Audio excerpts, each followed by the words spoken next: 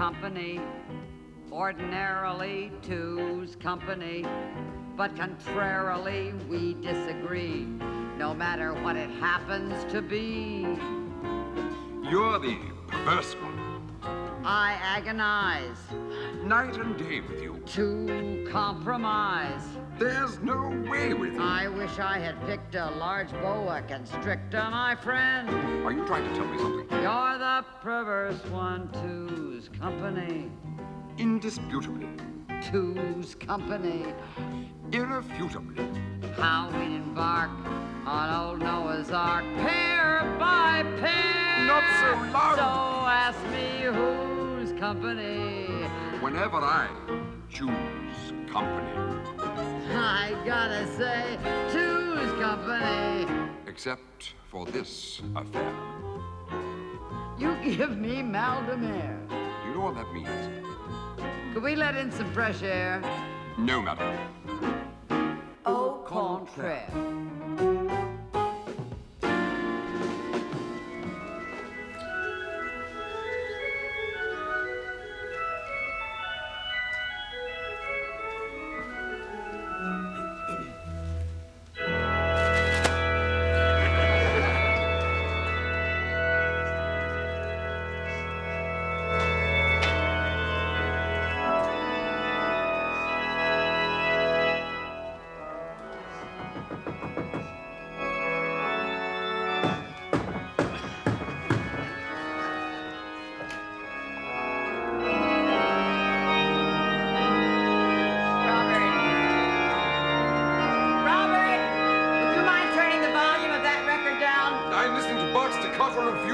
Well, I'm sure Mr. Bach doesn't want you to listen to him quite that loud. Oh, that's not loud, madam. My mother just phoned from West Virginia and she heard it. Thank you. It's not chamber music, madam. It needs the majesty of tone that only a great cathedral can give it. Terrific, then go play it in a great cathedral. St. Paul's would be nice. What? Look, it's just the noise, Robert, and you don't like noise. Noise. Yes, you don't like noise, do you? Bach is not noise, madam. At that volume, he's noise. I realize you're tone deaf, madam. You have my sympathy, but there's no reason to stop me listening to my new record. I didn't say you couldn't listen to it. It's just that I don't want to listen to it. I don't recall inviting you downstairs to listen to it, madam. You don't seem to understand, Robert. I can hear it from upstairs. Yeah, but I can hear your gramophone, and it's something I've had to learn to live with. I don't play my gramophone at blast-off level. Look, all I'm asking you to do is turn the thing down. But that would totally destroy the effect, madam. Okay, I'll tell you what we'll do. I'll put on Mr. Bach at your level, and you go upstairs and listen, and then you'll know exactly what I'm talking about. Very well, madam. Do be careful. It's a new needle, man.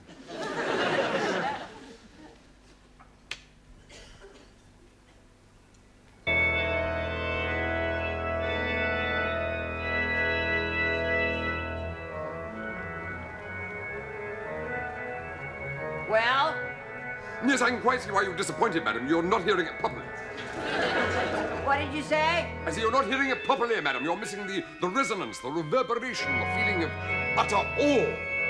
I'll go and turn up the volume, madam. You will not turn it up, you'll turn it off. Mr. Bach has had it. I could be wrong, Robert, but isn't that the doorbell? What did you say, madam? The doorbell. Yes, it is. Yes. I know it's your day off, but would you mind going to see who that is? I'll lay odds you'll hear Mr. Bach all the way to the front door and back. Are you the owner here? No, sir, I'm the butler. Oh, so that's all you are, only the damn butler. Well, while we're about it, my wife said she saw you ill-treat her Pekingese in your garden. I simply rubbed its nose in its rather watery visiting card. Now look, I have more important things to do than talk with servants. Go and get me your mistress. Really, Robert? Go and get me your mistress. I'm trying to run a nice place here. The word also means employer, madam. Not where I come from. I just don't want anybody to get the wrong impression. No fear of that. How do you do? I'm Robert's mistress. Wait a minute. Haven't I seen you some... I know I... Wait. Oh, well, what am I talking about? You live next door, don't you? Yes, I do. Well, won't you come in? What about that, Robert? We're neighbors. My name's Dorothy. What's yours? Begley. Well, I just can't believe it. My next-door neighbor has come to visit me at last. Robert, would you be an angel and make our new friend a drink? You know, I'd almost given up hope, Mr. Begley. I say good morning to you every day, and you never answer me. I began to think, well, it's either one of two things. You're English or you're deaf. If I was deaf, I would not be here. Well, now that you are here, I'm not going to let you go. Won't you sit down, Mr. Begley? I don't want to sit. Uh-huh. I see. Your drink, Mr. Begley. I didn't ask for a drink. Uh-huh. I see. I'm an author, Mr. Begley. Did you know that? I write thrillers. I'm not interested. Huh? I see. What do you do, Mr. Begley? I don't think that's any of your business. Uh-huh. I see. Mr. Begley, isn't that your pretty wife I see walking that little Pekingese in the morning? I did not come here to discuss my private affairs. Oh, she's not your wife. This is not a social call. I'm here to complain about the noise. The noise? It's your blasted organ music. That's not my organ music, Mr. Begley. I don't care whose it is. This is your house, your responsibility. I have never heard such a thing. Well, I don't wish to hear it again. Is that understood?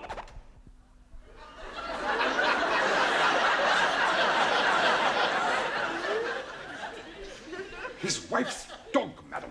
What about it? Because of its constant high-pitched jabbing, Mrs. McNabb is having to undergo medical treatment. Am I? Treatment had to be intensified after the particularly raucous party they gave last week, madam. Kept you awake all night. Did it? You did contemplate taking Begley to court. Did I?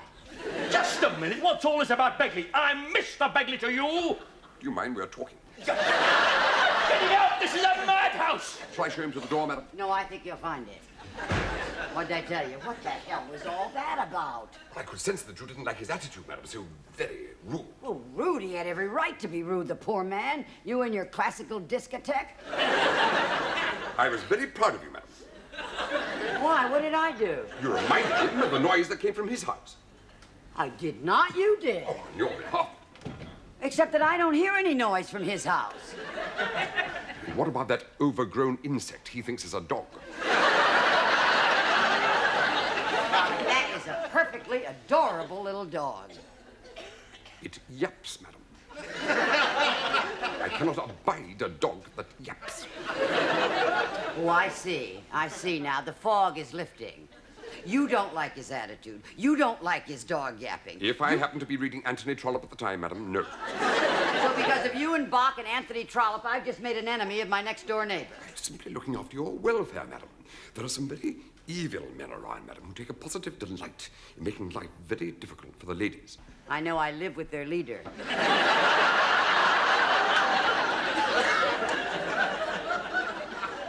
Oh, yes. Another bon mot, madam. No wonder my stomach aches with laughing. Well, I don't care what you say, Robert. I'm on Mr. Begley's side. After all, you play a record at that volume, you can't expect the neighbors to. Hello, Dorothy McNabb.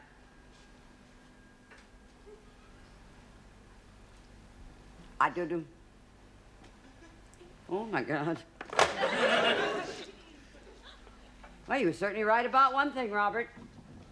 Mr. Begley is a very rude man. I did warn you, madam. He called me a troublemaker. You mean he actually managed to say a word of 4 syllables? Now, don't be funny, Robert. I'm really upset. I don't like people not to like me, not next door, anyway. Well, he mustn't get away with it, madam. Why don't we just forget the whole thing? No. You must go on the offensive. Put on a show of strength. What are you suggesting? A little organ recital, madam?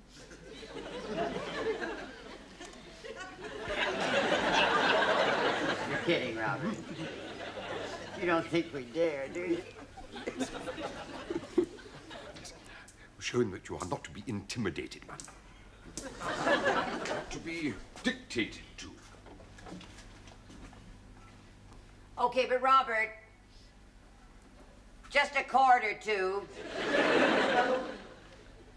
And Robert, not too loud.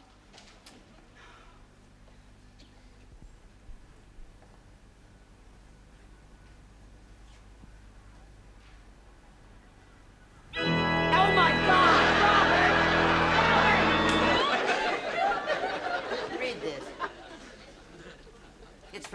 Begley, solicitor. Go on the offensive, my butler says. Don't be dictated to, my butler says. Well? I suggest you treat it with the contempt it deserves, madam. Robert, all he's asking me to do is to see to it that you play your cathedral music out of earshot of Mr. Begley. Otherwise, you will be taken to court. You've got it. You've got it. That letter also implies that because of the noise, Mrs. Begley might suffer a nervous breakdown. I'm surprised they didn't mention the Pekingese. Bluff, madam, pure bluff. Well, I've got no intentions of calling his. You disappoint me, madam. Why? I didn't think you would capitulate that easily. I thought you would fight and fight and fight again. Why should I fight the man, Robert, when I agree with him? The record was too damn loud. So much for loyalty, madam. Loyalty, my foot. And besides, why should I go to jail for a crime that somebody else has committed? Nobody will go to jail, madam. You're deliberately missing the point, Robert. It was your record that annoyed him, not mine. And you are not prepared to fight to the death for the underprivileged, madam. Who's underprivileged? Your humble servant, madam. You're about as humble as Muhammad Ali. And about as underprivileged as an Arab oil sheik.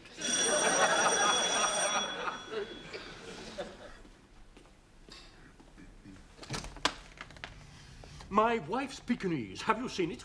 Have you looked inside the vacuum cleaner, sir? Don't you be funny with me. The little darling is missing. Mrs. McNabb will be delighted. She'll no longer have to endure its yapping. And what about what we've had to endure? What about the parties, the singing and dancing, the banging of doors? Will that be your dog, sir? Well, That mangy piece of hearthrug. at least I put paid to you and your blasted organ grinding.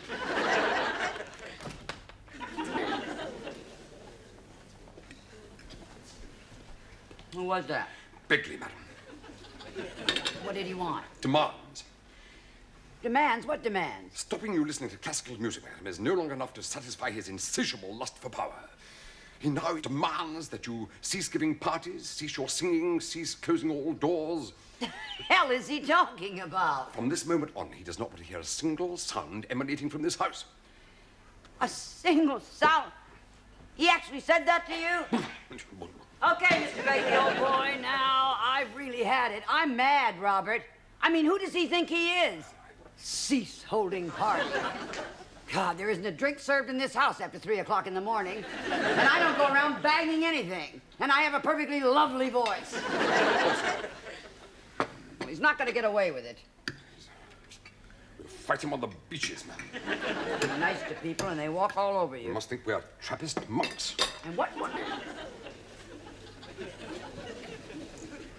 a lovely idea. Why don't you go downstairs and play something appropriate, Robert? Something appropriate, madam? Yeah, for the Trappist monks. Like a little cathedral music.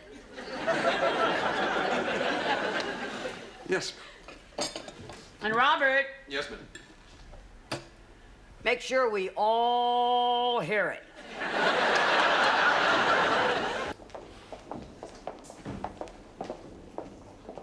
Oh, come on, Robert, cheer up. If I were you, madam, I would accept full responsibility and promise the judge that you'll behave yourself in the future. You're not my solicitor, Robert. Oh, speak of the devil. Here comes my solicitor. Good afternoon, Mrs. McNabb. Good afternoon. This is Mr. Hartington, your counsel. How do you do? Yes, well, we don't have much of a leg to stand on, do we? That's most encouraging. You're going to defend us. You, madam. Defend you, not me. Who are you? Witness. Only witness. I don't speak to witnesses. We're in number 1 court, Charles. The case before yours, Mrs. McNabb. What's the brief? Name of Leslie. Excuse me. just- Please, I'm reading. Oh, dear, oh, dear, oh, dear, oh, dear. This fellow, Leslie, obviously guilty. You don't seem too optimistic about my case either. Well, it is illegal to light that many bonfires, you know. What bonfires? I didn't light any bonfires. Another case. Oh, sorry. Not to worry. Number 1 court, Charles. My advice to you is to plead guilty. To what? Lighting bonfires? I'm in Winchester tomorrow morning. Oh, good for you. Naturally. Naturally. You see, madam, even your counsel thinks you should plead guilty. I'm not pleading anything to lighting bonfires. And besides, if anybody's guilty, it's you. Don't you feel, madam, that you should have ordered me to turn down the volume? I did order you to turn it down. Oh, no, madam, you ordered me to turn it up. Yes, but that was only after Bagley told me to turn into a recluse. And that's exaggerating. No, that's what you said, Robert. Please, you can't possibly expect to lie your way out of this mess you got yourself into. I got myself into. You just have to plead guilty, madam. Oh boy, I'm gonna flip. I'm gonna flip. You were the one that told me to fight again. Now I'm in the ring, and now you want me to, you know what he wants me to do? He wants me to throw myself at the feet of the referee and be counted out. Oh no, wait a minute, folks. If that isn't enough, now I'm supposed to plead guilty to lighting bonfires. Shouldn't you be in court? The chap took Mr. Hartington's advice and pleaded guilty. Oh, he has he? Maybe I should have gotten myself a prosecuting counsel. Where is Mr. Hoffington? Trying to get one of his clients deported. Actually, he's hoping to settle your little fracas out of court. Why don't we move the whole trial out in the street? Who is this nut you've got to defend me? Ah, here he comes now. He's a very astute counsel, madam. How do you know? He agrees with me. Well, he's smiling. He must have managed to get me 5 years. I'm sure Mr. Hartington has been able to come to a satisfactory compromise with the opposition. No, thank you very much indeed. This way out. Just a minute, Robert. Mr. Hartington, could I have a word with you, please? Exactly what do you mean by a satisfactory compromise? Provided you agree to pay costs and give an undertaking in writing never again to permit the playing of the cathedral record, the plaintiff will not pursue the matter. Mrs. McNabb agrees, and thanks you very much. Just a minute, Mr. Hartington, just another word with you, just for a minute. Won't take long. I could have sworn I heard the word compromise. The plaintiff will be perfectly within his rights to get a judgment against you. I'm merely trying to save you from a rapid escalation in costs. Wait a minute, Robert. Mr. Hartington, please stop walking away from me every time I talk to you. I'm not contagious. I thought our conversation was finished. It hasn't even started Madam, I yet. insist you that you take the advice of this brilliant man. You're a witness, and we don't talk to witnesses, right? Right. Now, you just be quiet for once in your life, or I'll get this guy to defend you, and you'll get the electric chair. Mr. Hartington, you and I are going to fight this thing to the bitter, and... If you insist. I do insist. Very well. Strange woman. American. Madam, you haven't a hope of winning. Robert, how can you say that? You're my witness. I mean, you're the one that heard Mr. Bagley say all those things. Well, didn't you? Yes, but you can't rely on me, madam. I always go to pieces under cross-examination. Robert, look at me. All that business about not one sound emanating from my house. Now, you didn't make all that up, did you, Robert? I mean, Mr. Bagley actually said that. It's happened. What's happened? My mind. It's gone blank. I can't remember a single thing, madam. I'll have to be excused. Sit down! Now, you're going to go into that witness box, Robert, if I have to carry you. If only you hadn't bought that record, madam. I didn't buy the record. You bought it and played it. That is precisely why I don't want to go to the court, madam. If my involvement is made public, no one else will ever employ me. Oh, I see. Now, it's not a matter of right or wrong anymore, is it? It's just you're worried about your career as a butler. If I am made to go into the witness box, madam, I shall make a statement. I shall say that I intend to sell my gramophone, my 365 records, my 72 tapes, and never again will they be heard in the house. I like a fighter. Shall I call a taxi? No! Ah! I've just this second had total recall, madam. We're in luck. Mr. Begley never said anything about the noise that you make, madam. He didn't. No. Then I'm here under false pretenses. What's that? Now, quickly. She's changed her mind. Wait out here, look. What's going on? Mr. Hartington wants you in court. It's already started. Go now. Wait a minute. All right, no, wait, let me take Robert, sit down. Have I pleaded guilty yet?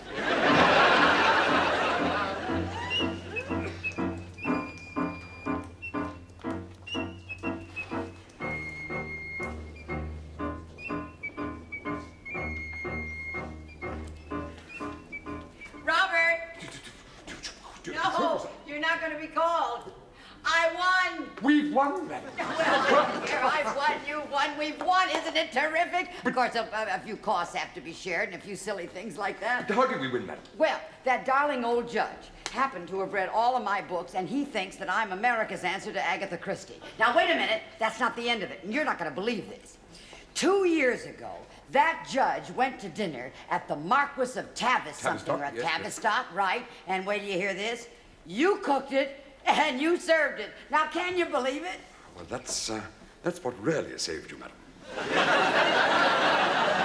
Well, whatever you say. Yes, it's good to have friends in high places, madam. Well, anyway, I've decided to have a little celebration, so I invited him to dinner. What, his lordship, the judge, madam? No, not his lordship, the judge, Robert, Mr. Begley. Begley. Well, why not? I mean, after all, we won and we shook hands in court, and I thought, what the hell, let's ask him to dinner. Well, madam, I'll prepare my paella Roberto. Do you think you'll like that? No, that's why he's going to get it.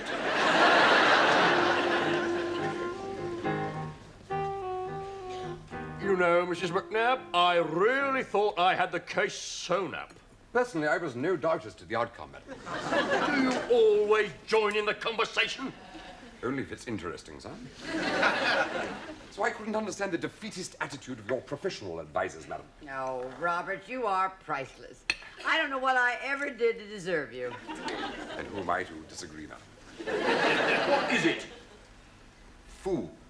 I mean, when the odds were against me, you were right there behind me. I am not one to desert a sinking ship, madam. No, only a rat would do that. Please, madam, no more bouquets. Whenever I faltered, out came a helping hand. I only did what any decent Englishman would have done, madam. God give me strength. I do the best I can.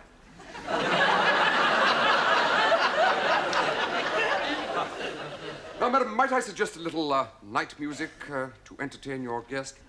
Music? A certain composer beginning with B. Let me see. B. Brubeck? Bach, madam. Bach. But Robert, you promised that that record would never be heard again. That was before I knew the judge was a dear friend of mine, madam. Do you know what I think swayed that dear friend of yours, Robert? The fact that I couldn't stand the racket either. I think that's what made him leave the whole thing up to me. Leave what up to you, madam? Just how loudly you would be allowed to play your cathedral music in the future. How do you like Robert's paella, Mr. Begley? You know, it's really quite nice. Quite nice. I must admit, when I saw it arrive, I thought, ho, ho, here comes the donkey's breakfast. Robert, why don't you go and play a little of your cathedral music? Yes, madam. I will leave all the doors open. Robert, Yes, ma'am. it's a little too loud. It's not even switched on yet. How long have you lived in Chelsea, Mr. Begley? Just a minute, excuse me, I'm so sorry. Robert! Yes, madam. It's far too loud. Too loud. So sorry, Mrs. Begley couldn't have joined us tonight. Excuse me, Robert! Yes, madam. It's still too loud. More wine, Mr. Begley?